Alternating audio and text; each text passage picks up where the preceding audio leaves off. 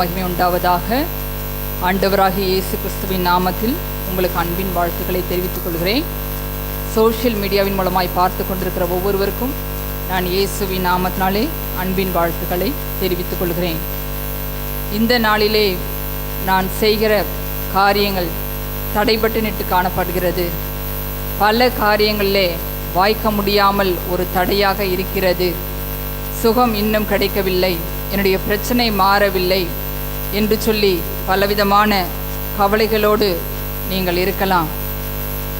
கர்த்தர் நம்மை பார்த்து சொல்லுகிறார், உங்களுடைய பிரச்சனைகள் மாற வேண்டும் என்று சொன்னால், தடைபட்டு நிற்கிற காரியங்களை நான் வாய்க்க செய்ய வேண்டும் என்று சொன்னால், வியாதிகளை நான் மாற்ற வேண்டும் என்று சொன்னால், நீ செய்ய வேண்டிய காரியம் ஒன்று. அது என்னவென்றால், உன் வழியை கர்த்தருக்கு ஒப்புவித்து அவர் மேல் நம்பிக்கையாயிரு என்று சொல்லி சங்கீதம் 37ஆம் அதிகாரம் 5வது வசனத்திலே சொல்லப்பட்டிருக்கிறது. நம்முடைய காரியங்கள் வாய்க்கப்பட வேண்டும் என்று சொன்னால் நாம் செய்ய வேண்டிய காரியம், நம்முடைய வழிகளை கர்த்தருக்கு ஒப்புவிக்க வேண்டும். கர்த்தரிடத்திலே நம்முடைய வழியை ஒப்புவிக்கும் பொழுது அவர் காரியத்தை வாய்க்க பண்ணுகிறார். என்ன தடைகள் வந்தாலும், எத்தனை நாட்கள் பிரச்சனையாக இருந்தாலும், எத்தனை நாட்களோடு வியாதிகளோடு நீங்கள் கஷ்டப்பட்டு கொண்டிருந்தாலும், இந்த நாளிலே கர்த்தர் நமக்கு கொடுக்கிற வாக்குத்தத்தம், உன் வழியை எனக்கு ஒப்புவி. நம்முடைய வழிகளை நாம் கர்த்தரிடத்திலே ஒப்புவிக்கும் பொழுது கர்த்தர் நம்முடைய காரியங்களை வாய்க்க பண்ணுவேன் என்று சொல்லி வாக்குத்தத்தம் செய்கிறார். யோசேப்பை குறித்து நாம் அறிவோம். அவன் போத்திபாரிடத்திலே அடிமையாக காணப்பட்டான். அடிமை வேலை செய்து கொண்டிருந்தான். இஸ்மவேலர்கள் அவனை விற்று போட்டார்கள். அந்த சூழ்நிலையிலே கர்த்தர் யோசேப்போடு கூட இருந்தார். அவன் எதையெல்லாம் செய்தானோ அதையெல்லாம் கர்த்தர் வாய்க்க பண்ணினார். ஆதியாகமம் 39ஆம் அதிகாரம் 3வது வசனம் இப்படியாய் சொல்லுகிறது, கர்த்தர் அவனோடே இருக்கிறார் என்றும் அவன் செய்கிற யாவையும் கர்த்தர் வாய்க்க பண்ணுகிறார் என்றும் அவன் எஜமான் கண்டே. யோசேப்பு செய்கிற எல்லா காரியத்தையும் கர்த்தர் வாய்க்க பண்ணுகிறார் என்று சொல்லி அவனுடைய எஜமானன் கண்டு கொண்டான். காரணம், அவன் யோசேப்பு தன்னுடைய வழியை கர்த்தரிடத்திலே ஒப்புவித்திருந்தான். பலவிதமான பிரச்சனைகள், போராட்டங்கள், ஒரு நெருக்கமான சூழ்நிலை மத்தியிலே தன்னுடைய குடும்பத்தை விட்டு ஒரு அடிமையாக வாழ்ந்து வந்த யோசேப்பினுடைய காரியங்களை கர்த்தர் வாய்க்க பண்ணினார். காரணம், அவன் கர்த்தரோடு கூட இருந்தார், கர்த்தரும் அவனோடே கூட இருந்தார் என்று சொல்லி நாம் இந்த வேத வசனங்களின் வாயிலாக அறிந்து கொள்ள முடிகிறது. கர்த்தர் அவனோடே இருந்தபடியினால் யோசேப்பு செய்த எல்லா காரியத்தையும் கர்த்தர் வாய்க்க செய்தார். அது நிமித்தம் அவன் ஒரு உயர்ந்த நிலைமைக்கு அந்த தேசத்திலே கொண்டு வரப்பட்டான். காரணம், கர்த்தர் அவனோடு கூட இருந்தார். இந்த நாட்களிலே நாம் நம்முடைய வழியை கர்த்தரிடத்திலே ஒப்புவிக்கும் பொழுது கர்த்தர் நம்முடைய காரியங்களை வாய்க்க பண்ணுவார். புறஜாதி ஜனங்கள் நம்மை பார்த்து சொல்லுவார்கள், கர்த்தர் அவனோடே கூட இருக்கிறார், அவன் செய்கிற எல்லாவற்றையும் கர்த்தர் வாய்க்க பண்ணுகிறார் என்று சொல்லி அவர்கள் நம்மை குறித்து அறிந்து கொள்ளும்படியாய் கர்த்தர் நம்மை உயர்த்துவார். அதற்கு நாம் செய்ய வேண்டிய காரியம், நம்முடைய வழிகளை கர்த்தரிடத்திலே ஒப்புவிக்க வேண்டும். அப்படி ஒப்புவிக்கும் பொழுது கர்த்தர் நம்முடைய தேவைகளை சந்தித்து நம்மை ஆசீர்வதிப்பது மாத்திரமல்ல, நம் மூலமாய் மற்றவர்களையும் ஆசீர்வதிப்பார். இயேசு சொன்னார், நானே வழியும் சத்தியமும் ஜீவனுமாய் இருக்கிறேன். ஆண்டவராகிய இயேசு கிறிஸ்து தான் நமக்கு வழியாய் இருக்கிறார். அவருடைய வழிகளிலே நாம் நடக்கும் பொழுது, நம்முடைய காரியங்களை நாம் கர்த்தரிடத்தில் இயேசுவிடத்திலே ஒப்பு கொடுக்கும் பொழுது கர்த்தர் நம்முடைய காரியங்களை வாய்க்க பண்ணுவார்.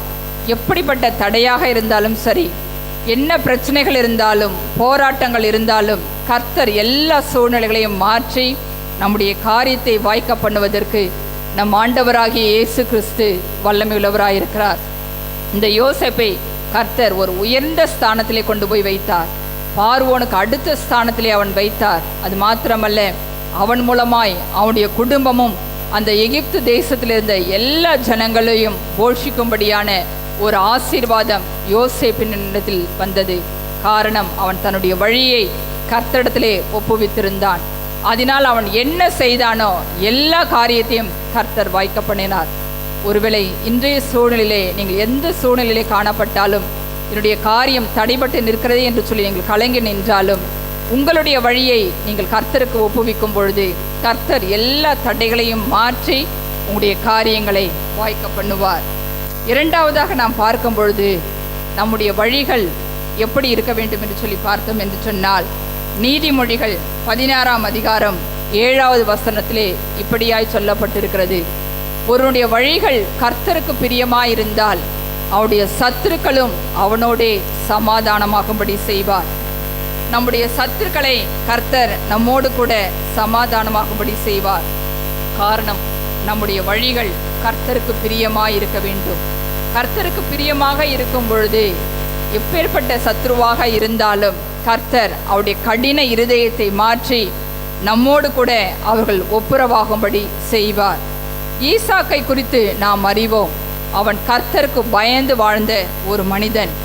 அந்த மனிதனுடைய வாழ்க்கையிலே அவனுக்கு விரோதமாய் அபிமெலேக்கும் அங்கிருக்கிற அவனுடைய நண்பர்களும் பெருகினார்கள். ஈசாக்கை கர்த்தர் ஆசீர்வதித்தார். அவன் 100 மடங்கு ஆசீர்வாதத்தை பெற்றுக்கொண்டான். அவன் ஐஸ்வர்யவனாகி வர வர விருத்தி அடைந்து மகா பெரியவனானான் என்று சொல்லி ஆதியாகமம் 26ஆம் அதிகாரம் 12ஆம் வசனத்திலே பார்க்கிறோம். கர்த்தர் அவனை ஆசீர்வதித்ததினாலே அவன் ஒரு செல்வ சீமானாய் மாறினான். அவன் பெருகி வருவதை கண்டபொழுது அபிமெலேக்கு அவன் மேல் பொறாமை கொண்டான். அங்கிருக்கிற பெலிஸ்தர்கள் அவன் மேல் பொறாமை கொண்டு அவனுடைய தகப்பனாகிய ஆபிரகாம் என்னென்ன துறவுகளை வெட்டினார்களோ அதையெல்லாம் அவர்கள் தூர்த்து போட்டார்கள் என்று சொல்லி நாம் இந்த வேத வசனத்தின் வாயிலாக அறிந்து கொள்ள முடிகிறது. இப்படிப்பட்ட சூழ்நிலையிலே ஈசாக்கினுடைய வேலைக்காரர்கள் ஒரு துறவை வெட்டுகிறார்கள். உடனே அந்த கேராகின் மேய்ப்பர் வந்து என்ன செய்கிறார்கள், அந்த துறவை தூர்த்து போட்டார்கள். மறுபடியுமாய் அவர்கள் வேறொரு துறவை வெட்டுகிறார்கள் தங்களுடைய கால்நடைகளுக்கு என்று சொல்லி அந்த துறவையும் அவர்கள் மூடி போட்டார்கள். இந்த மீண்டுமாய் கூட இதன் பிறகு அந்த ஈசாக்கினுடைய மேய்ப்பர்கள் வேற ஒரு துறவை வெட்டினார்கள். ஆனால் அந்த இடத்திலே அவர்கள் வரவில்லை. அந்த இடத்தை கர்த்தர் ஆசீர்வதித்தார். கர்த்தர் அவனை ஆசீர்வதிக்கிறார் என்று சொல்லி அபிமெலேக்கும் அந்த பெலிஸ்தர்களும் கண்டபொழுது அவர்கள் பயந்து நடுங்கினார்கள். அவர்கள் ஈசாக்கை தேடி வருகிறார்கள். தேடி வந்து அவனோடே கூட ஒப்புரவாகிறார்கள். ஆதியாகமம் 26ஆம் அதிகாரம் 26, 27, 28 வசனங்களிலே இப்படியாய் சொல்லப்பட்டிருக்கிறது.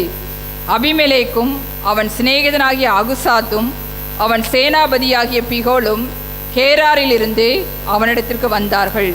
அப்பொழுது ஈசாக்கு அவர்களை பார்த்து கேட்கிறான், நீங்கள் ஏன் என்னிடத்தில் வந்தீர்கள்? நீங்கள் என்னை பகைத்து என்னை உங்களிடத்தில் இராதபடி துரத்தி விட்டீர்களே என்று சொல்லி அபிமெலேக்கை பார்த்து ஈசாக்கு கேட்கிறான். அப்பொழுது அபிமெலேக்கும் அந்த பெலிஸ்திய மனுஷர்களும் ஈசாக்கை பார்த்து சொல்லுகிறார்கள், நிச்சயமாய் கர்த்தர் உம்மோடே கூட இருக்கிறார் என்று நாங்கள் அறிந்து கொண்டோம். ஆகையால் எங்களுக்கும் உமக்கும் ஒரு சமாதானம் உண்டாக வேண்டும் என்று சொல்லி அன்றைய தினத்திலே அவர்கள் ஒரு சமாதான உடன்படிக்கை பண்ணி கொண்டார்கள் என்று சொல்லி இந்த வேத வசனங்களின் வாயிலாக நாம் அறிந்து கொள்ள முடிகிறது. பாருங்க, அதுவரைக்கும் ஈசாக்குக்கு எதிர்ப்பாயிருந்த அபிமெலேக்கும் அந்த பெலிஸ்தியர்களும் அந்த நாளிலே சமாதானமாகிறார்கள். காரணம், ஈசாக்கினுடைய வழிகள் கர்த்தருக்கு பிரியமாயிருந்தது. இந்த வேத வசனத்தின் மூலமாக நாம் தெரிந்து கொள்வது என்னவென்றால், நம்முடைய வழிகள் கர்த்தருக்கு பிரியமாக இருந்தால் நம்முடைய சத்துருக்களையும் அவர் நம்மோட கூட சமாதானமாகும்படி செய்வார். அவர்கள் நம்மை துரத்தி விடலாம், நம்முடைய காரியங்களை அவர்கள் எடுத்துக்கொள்ளலாம், ஆனால் அவர்களே நம்மை தேடி வந்து நம்மோட ஒப்புரவாகும்படி கர்த்தர் அவருடைய கடின இருதயத்தை மாற்றுவார். காரணம், நம்முடைய வழிகள் கர்த்தருக்கு பிரியமாய் இருக்கிறபடினாலே கர்த்தர் அந்த சத்துருக்களுடைய இருதயத்தை பேசி அவர்கள் நம்மோட கூட சமாதானமாகும்படி செய்வார். மூன்றாவதாக நாம் பார்க்கும் பொழுது அவர் நம்முடைய வழிகளை பார்த்து நம்மை குணமாக்குகிற தேவனாய் இருக்கிறார். ஏசாயா 57ஆம் அதிகாரம் 18வது வசனத்திலே இப்படியாய் சொல்லப்பட்டிருக்கிறது, அவர்கள் வழிகளை நான் பார்த்து அவர்களை குணமாக்குவேன். நம்முடைய வழிகளை அவர் பார்த்து குணமாக்குகிற தேவனாய் இருக்கிறார். ஒருவேளை இன்றைய நாட்களில் நீங்கள் பலவிதமான வியாதியினாலே கஷ்டப்பட்டு கொண்டிருக்கலாம். இந்த வியாதி என்னை விட்டு நீங்கவில்லை, அடிக்கடி என்னை தொல்லைப்படுத்துகிறது என்று சொல்லி நீங்கள் யோசித்து கொண்டிருக்கலாம். ஆனால் பரிகாரியாகிய கர்த்தர் நம்மை பார்த்து சொல்லுகிறார், உங்கள் வழிகளை நான் பார்த்து உங்களை குணமாக்குவேன் என்று சொல்லி. குணமாக்குதல் என்பது சரீர பிரகாரமான ஒரு சுகம் மாத்திரமல்ல, ஆவியிலே ஒரு சுகம். ஆத்மாவில ஒரு சுகம், ஏனென்றால் சரீரம் நன்றாக இருக்கும், நம்முடைய ஆவி ஒரு தொய்ந்த நிலைமையிலே, நொறுங்குண்ட ஒரு நிலைமையிலே காணப்படும். நம்முடைய ஆத்மா துக்கத்தினாலே நிறைந்து காணப்படும். இந்த இக்கட்டான சூழ்நிலை இருந்தாலும் கர்த்தர் சொல்லுகிறார், உங்களுடைய வழிகளை பார்த்து நான் உங்களை குணமாக்குவேன்.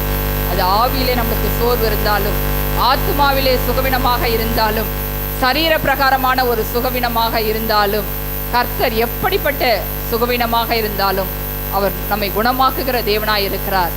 கர்த்தர் நம்மை பார்த்து சொல்லுகிற காரியம், உங்கள் வழிகளை நான் பார்த்து. நம்முடைய வழிகளை கர்த்தர் பார்க்கிறார். அதை பார்த்துதான் அவர் நம்மை குணமாக்குகிற தேவனாய் இருக்கிறார். எசேக்கியா ராஜாவை குறித்து நாம் அறிவோம். அவன் கர்த்தருக்கு பயந்து நடந்த ஒரு தேவ மனிதன். அவனுடைய வாழ்க்கையிலே ஏசாயா தீர்க்கதரிசனம் கர்த்தர் சொல்லுகிறார், நீ போய் அவனுடைய வீட்டு காரியத்தை ஒழுங்குபடுத்த சொல் என்று சொல்லுகிறார். அப்பொழுது ஏசாயா தீர்க்கதரிசி எசேக்கியாவிடத்தில் போய் சொல்கிறான், நீர் உடைய வீட்டு காரியத்தை ஒழுங்குபடுத்தும் என்று சொல்லி கர்த்தர் சொல்லுகிறார், நீர் மரித்து போவீர் என்று சொல்லுகிறான். அப்படி சொல்லும் பொழுது உடனே அந்த எசேக்கியா ராஜா தன்னுடைய முகத்தை சுவர்புறமாக திருப்பி அவன் கர்த்தரை நோக்கி பார்த்து கேட்கான், ஆண்டவரே, கர்த்தாவே, நான் உமக்கு முன்பாக உண்மையும் மன உத்தமமாய் நடந்து உமது பார்வைக்கு நலமானதை செய்தேன். நீர் சொன்ன வழியிலே நான் நடந்தேன், என்னை குணமாக்கும் என்று சொல்லி அந்த எசேக்கியா ராஜா கர்த்தரை பார்த்து அவன் ஜெபிக்கிறான். அவனுடைய ஜெபத்தை கர்த்தர் கேட்டார். அவன் சொல்லுகிறான், நான் உமக்கு முன்பாக உண்மையாய் இருந்தேன், மன உத்தமமாய் நடந்தேன், உம்முடைய வழிகள் எல்லாவற்றையும் நான் பின்பற்றி நடந்தேன் என்று சொல்லி அவன் தான் நடந்து வந்த வழிகளை கர்த்தரிடத்திலே சொல்லுகிறான். கர்த்தர் அதை பார்க்கிறார். உடனே அவனுக்கு சுகம். அந்த ஏசாயா தீர்க்கதரிசி அந்த முற்றத்தை விட்டு கடந்து போகும் முன்பதாகவே மீண்டுமாய் கர்த்தருடைய வார்த்தை அவனிடத்திலே வந்தது. உன்னுடைய கண்ணீரை கண்டேன், உன்னை நான் குணமாக்குவேன் என்று சொல்லி அவர் மீண்டும் வந்து அந்த எசேக்கியா ராஜாவிடத்திலே சொல்லுகிறார். அவனை குணமாக்கினது மாத்திரமல்ல, 15 வருடங்களை கர்த்தர் அவனுக்கு கிருபையாக கூட்டி கொடுத்தார். காரணம், அவனுடைய வழிகள், அந்த எசேக்கியா ராஜாவுடைய வழிகள் கர்த்தருக்கு பிரியமாயிருந்தபடியினாலே கர்த்தர் அவனை சுகமாக்கினார். இன்றைய நாட்களில் ஒருவேளை நீங்கள் கூட நீண்ட நாட்களாக ஏதோ ஒரு வியாதியினாலே கஷ்டப்பட்டு கொண்டிருக்கலாம். இந்த வியாதி என்னை விட்டு நீங்கவில்லை, இதனால் நான் மிகவும் வேதனைப்படுகிறேன் என்று சொல்லி நீங்கள் பல நேரங்களிலே கண்ணீர் வடித்திருக்கலாம். கர்த்தர் உங்களை பார்த்து சொல்லுகிறார், உன் வழிகளை நான் பார்த்து உன்னை குணமாக்குவேன் என்று சொல்லி. எப்படி அந்த எசேக்கியா ராஜாவுடைய வழிகளை கர்த்தர் பார்த்து அவனை குணமாக்கி அவனை 15 வருடங்கள் அவனை உயர்த்தி ஆசீர்வதித்தாரோ, அதே போல இந்த நாட்களிலும் வியாதியோடு பலவீனத்தோடு இருக்கிற உங்களுடைய வழிகளை கர்த்தர் பார்த்து உங்களை குணமாக்குகிற தேவனாய் இருக்கிறார். நீங்கள் உங்களுடைய வழிகளை சீர்படுத்துங்கள் என்று சொல்லி வேதத்திலே எரேமியா 7ஆம் அதிகாரம் 3வது வசனத்திலே பார்க்கிறோம், உங்கள் வழிகளை சீர்படுத்துங்கள். நம்முடைய வழிகளை நாம் சீர்படுத்தும் பொழுது கர்த்தர் நம்மை குணமாக்குவார், நம்முடைய தேவைகளை சந்திப்பார். அதே போல எரேமியா 6ஆம் அதிகாரம் 16வது வசனம் இப்படியாய் சொல்லுகிறது, நல்ல வழி எங்கே என்று பார்த்து நடவுங்கள். எது நல்ல வழி என்று சொல்லி நாம் பார்த்து நடக்க வேண்டும். இந்த வேத வசனம் நமக்கு தெளிவாக எல்லாவற்றையும் சொல்லி கொடுக்கிறதை நாம் பார்க்கிறோம். நாம் நடக்க வேண்டிய வழியிலே நம்மை நடத்துகிறவர் நம்முடைய தேவனாகிய கர்த்தர். நாம் எந்த பாதையிலே நடக்க வேண்டும் என்று சொல்லி கர்த்தர் நமக்கு போதித்து நடத்துகிறார். சங்கீதம் 32:8வது வசனம் எப்படியாய் சொல்லுகிறது, நான் உனக்கு போதித்து நீ நடக்க வேண்டிய வழியை உனக்கு காட்டுவேன், உன்மேல் என் கண்ணை வைத்து உனக்கு ஆலோசனை சொல்லுவேன் என்று சொல்லி. சில நேரங்களிலே நாம் நடக்க வேண்டிய வழி நமக்கு தெரியாமல் தடுமாறும் பொழுது, கர்த்தரை நோக்கி நாம் கூப்பிடும் பொழுது நாம் நடக்க வேண்டிய வழியை கர்த்தர் நமக்கு காட்டுவார். நமக்கு தேவையான ஆலோசனைகளை கொடுத்து நாம் எந்த வழியிலே செல்ல வேண்டும் என்கிற அந்த அறிவை கர்த்தர் நமக்கு கொடுப்பார். அப்படி கொடுக்கும் பொழுது நம்முடைய பிரச்சனைகள் மாறும், நம்முடைய துக்கங்கள் மாறும், எல்லாவற்றையும் கர்த்தர் மாற்றி போடுவார். நம்முடைய காரியங்கள் வாய்க்கப்பட வேண்டும் என்று சொன்னால் முதலாவது நம்முடைய வழிகளை நாம் கர்த்தருக்கு ஒப்புவிக்க வேண்டும். அது மாத்திரமல்ல, அந்த வசனத்துடைய பிற்பகுதி இப்படியாய் சொல்லுகிறது, அவர் மேல் நம்பிக்கையாய் இருக்க வேண்டும். சங்கீதம் 37:5 சொல்கிறது, அவர் மேல் நம்பிக்கையாய் இருக்க வேண்டும். கர்த்தர் மீது நாம் நம்பிக்கையாய் இருக்கணும். நம்முடைய வழிகளை கர்த்தரிடத்தில் ஒப்புவிப்பது மாத்திரமல்ல, நாம் கர்த்தர் மீது நம்பிக்கையாய் இருக்கும் பொழுது நம்முடைய காரியங்கள் வாய்ப்பு செய்வார். கர்த்தருடைய வேத வசனம் சொல்லுகிறது, சகல ஜனங்களே எக்காலத்திலும் கர்த்தரை நம்புங்கள். நாம் கர்த்தரை நம்புகிற மனுஷனோ செழிப்பான் என்று சொல்லி நம்முடைய நம்பிக்கை கர்த்தர் மீது இருக்க வேண்டும். அப்படி இருக்கும் பொழுது கர்த்தர் நம்முடைய காரியங்களை வாய்க்க செய்வார். உலகத்தின் மீது, மற்ற காரியங்கள் மீது நாம் வைக்கிற நம்பிக்கையை காட்டிலும் கர்த்தர் மேல் நம்பிக்கையாக இருக்கும் பொழுது மாத்திரமே கர்த்தர் நம்முடைய காரியங்களை வாய்க்க செய்வார். இந்த யோசேப்பை பார்க்கும் பொழுது அவன் கர்த்தர் மீது நம்பிக்கையுள்ளவனாய் இருந்தான். அவன் கர்த்தரை விட்டு விலகவில்லை. அவனுக்கு பலவிதமான பிரச்சனைகள், போராட்டங்கள் வந்த போதிலும் கர்த்தருக்கு பயந்து அவன் நடந்ததை நாம் பார்க்கிறோம். அது நிமித்தமாய் கர்த்தர் அவனை ஒரு உயர்ந்த நிலைமையிலே வைத்தார். அதே போல பாருங்கள், ஈசாக்கை நாம் பார்க்கிறோம். அவனுக்கும் கர்த்தருக்கு பயந்து நடந்தான். கர்த்தர் மீது நம்பிக்கையுள்ளவனாக இருந்தான். பஞ்ச காலத்திலே கர்த்தர் சொன்ன வார்த்தைக்கு கீழ்ப்படிந்தே அவன் எகிப்திலே தங்கியிருந்தான். அவனுடைய கர்த்தருடைய வார்த்தைக்கு அவன் கீழ்ப்படிந்ததினாலே 100 மடங்கு ஆசீர்வாதத்தை பெற்றுக் கொண்டான். அதே போல பாருங்க, அந்த எசேக்கியா ராஜாவை குறித்து நாம் பார்க்கிறோம். 2 ராஜாக்கள் 18:6 வசனம் இப்படியாய் சொல்லுகிறது. அவன் கர்த்தர் மோசேயின் மூலமாய், மோசேக்கு கர்த்தர் கற்பித்த அவருடைய கற்பனைகளை கை கொண்டு நடந்தான். கர்த்தருக்கு பிரியமாய் நடந்தான். அவரை நம்பிக்கொண்டிருந்தான். அவருடைய கற்பனைகளை கை கொண்டு நடந்தான். இதனால்தான் இவர்கள் எல்லாரும் ஆசீர்வதிக்கப்பட்டார்கள். அவருடைய தேவைகளை தேவன் சந்தித்தார். இந்த நாட்களிலே நம்முடைய நம்பிக்கை எதன் மீது இருக்கிறது என்று சொல்லி நாம் பார்க்க வேண்டும். கர்த்தர் மீது நாம் நம்பிக்கை வைக்கும் பொழுது மாத்திரமே நம்முடைய காரியங்களை கர்த்தர் வாய்க்க செய்வார். இரண்டாவதாக நாம் என்ன செய்ய வேண்டும் என்று சொன்னால், நம்முடைய காரியங்கள் வாய்க்கப்பட வேண்டும் என்று சொன்னால், உபாகமம் 29ஆம் அதிகாரம் 9வது வசனம் இப்படியாய் சொல்லுகிறது. நீங்கள் செய்வதெல்லாம் உங்களுக்கு வாய்க்கும்படிக்கு இந்த உடன்படிக்கையின் வார்த்தைகளை கை கொண்டு அவைகளின்படி செய்வீர்களாக. இந்த கர்த்தருடைய வேத வசனங்களை, வேத வார்த்தைகளை நாம் கை கொண்டு அதன்படி நடக்கும் பொழுது மாத்திரமே நம்முடைய காரியங்கள் கர்த்தர் வாய்க்க பண்ணுவார் என்று சொல்லி இந்த வசனத்தின் வாயிலாக தெரிந்து கொள்ள முடிகிறது. முதலாவது, நம்முடைய காரியங்கள் வாய்க்கப்பட நாம் கர்த்தர் மீது நம்பிக்கையாக இருக்க வேண்டும். இரண்டாவது, அவருடைய உடன்படிக்கையின் வார்த்தைகளை கை கொள்ள வேண்டும். அப்படி கை கொண்டு நடக்கும் பொழுது நம்முடைய காரியங்கள் எல்லாவற்றையும் கர்த்தர் வாய்க்க செய்வார். யோசுவா அந்த ஜனங்களை பார்த்து சொல்லுகிறார், நீங்கள் இதில் எழுதியிருக்கிறபடி எல்லாம் செய்ய கவனமாய் இருக்கும்படி இரவும் பகலும் அதை தியானித்து கொண்டு அதன்படி நடப்பீர்களாக என்று சொல்லி அந்த இஸ்ரவேல் ஜனங்களை பார்த்து யோசுவா சொல்லுகிறார். நாம் கர்த்தருக்கு பயந்து அவர் சொல்லியிருக்கிற வார்த்தைகளின்படி நடக்கும் பொழுது நம்முடைய காரியங்களை கர்த்தர் வாய்க்க செய்வார். எத்தனை தடைகள் வந்தாலும், எவ்வளோ பிரச்சனையாக இருந்தாலும், எத்தனை நாட்கள் நாம் பலவீனமாக இருந்தாலும், எத்தகைய சூழ்நிலையில் இருந்தாலும் கர்த்தர் எல்லாவற்றையும் தகர்த்து போட்டு அவருடைய வார்த்தைக்கு கீழ்ப்படிந்து அதன்படி நடக்கும் பொழுது கர்த்தர் எல்லா காரியங்களையும் வாய்க்க செய்து நம்மை மனமகிழ்ச்சியாக்குவார். எனவே இந்த நாளிலே நம்முடைய வழிகளை நாம் கர்த்தரிடத்தில் ஒப்புவிக்க வேண்டும். நம்முடைய காரியங்கள் வாய்க்கப்பட தடைபட்டு நிற்கிற எல்லா காரியத்தையும் கர்த்தரை நிறைவேற்றி கொடுக்கும்படிய முதலாவது நம்முடைய வழிகளை நாம் கர்த்தரிடத்தில் ஒப்புவிக்க வேண்டும். இரண்டாவதாக, நமக்கு விரோதமாக எழும்பியிருக்கிற சத்துருக்கள் அவர்கள் முறியடிக்கப்படும்படி அவர்கள் நம்மோடு சமாதானமாக வேண்டும் என்று சொன்னால் நம்முடைய வழிகள் கர்த்தருக்கு பிரியமாக இருக்க வேண்டும். மூன்றாவதாக, நம்மை குணமாக்க வேண்டும் என்று சொன்னால் கர்த்தர் நம்முடைய வழிகளை பார்க்கிறார். நம்முடைய வழிகளை பார்த்து கர்த்தர் நம்மை குணமாக்குவார். எனவே அதற்கேற்றாற்போல் கர்த்தர் நம்மை சுகமாக்குவதற்கு நம்முடைய வழிகள் சுத்தமுள்ளவைகளாக இருக்க வேண்டும். இது மாத்திரமல்ல, நம்முடைய நம்பிக்கையை கர்த்தர் மீது வைக்கும் பொழுது கர்த்தர் நம்முடைய காரியங்களை வாய்க்க செய்வார். அது மாத்திரமல்ல, கர்த்தருடைய வேத வசனங்களின்படி நடக்கும் பொழுது, அதை தியானித்து அதன்படி நாம் நடந்து கொள்ளும் பொழுது எல்லா காரியத்தையும் கர்த்தர் வாய்க்க செய்வேன் என்று சொல்லி நமக்கு வாக்குத்தத்தம் செய்திருக்கிறார். இந்த நாளிலே எப்படி அந்த யோசேப்பு உயர்த்தப்பட்டாரோ, ஈசாக்கு உயர்த்தப்பட்டாரோ, எசேக்கியா ராஜாவுக்கு கர்த்தர் கிருபையாய் உயர்த்தி அவனுக்கு 15 வருடங்களை கொடுத்தாரோ, அதே போல் நம்முடைய வாழ்க்கையிலும் எத்தகைய தடைகள் காணப்பட்டாலும் எல்லா தடைகளையும் கர்த்தர் உடைத்தெறிந்து நமக்கு அற்புதத்தை செய்வதற்கு அவர் வல்லமையுள்ளவராயிருக்கிறார். நாம் செய்ய வேண்டிய காரியம், முதலாவது நம்முடைய வழிகளை கர்த்தருக்கு ஒப்புவிக்க வேண்டும்.